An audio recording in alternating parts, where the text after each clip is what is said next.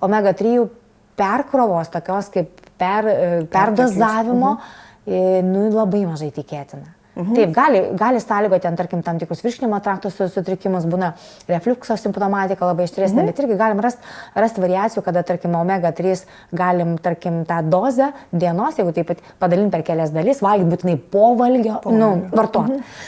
Jeigu papildymas, tai po valgio. Taip, po valgio, būtinai netuščių skrandžių.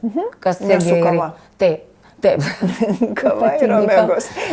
Tai va, tai irgi ir tik tai, va, toks va, momentas ir va, tada vėlgi reikia, jeigu jau mes kažką nusprendėm padėti savo organizmui, nu tai reikia padėti jam, o ne tiesiog duoti tabletę ir aš tada jau viskas gerai, aš geriau ir laukiu, kad sumažės cukrus, pasumažės kraujospūdis, nesirgsiu jokiom ligom ir taip toliau. Taip nebus. Ir vėl tas pats, tai reiškia pasipildymų neužtenka.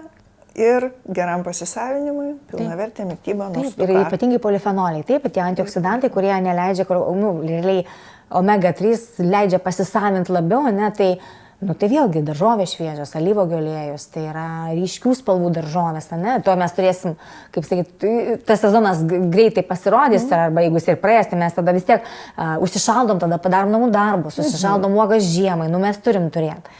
Mes, aišku, galim dabar nueiti nusipirkti, bet kiek mes žinom, kur auginta, kaip auginta ir taip toliau. Tai čia, sakau, čia tiek daug niuansų, kad vieno sakinio nepakanka paaiškinti. Na, bet vis tiek tai jau yra aiškiai kryptis. Taip.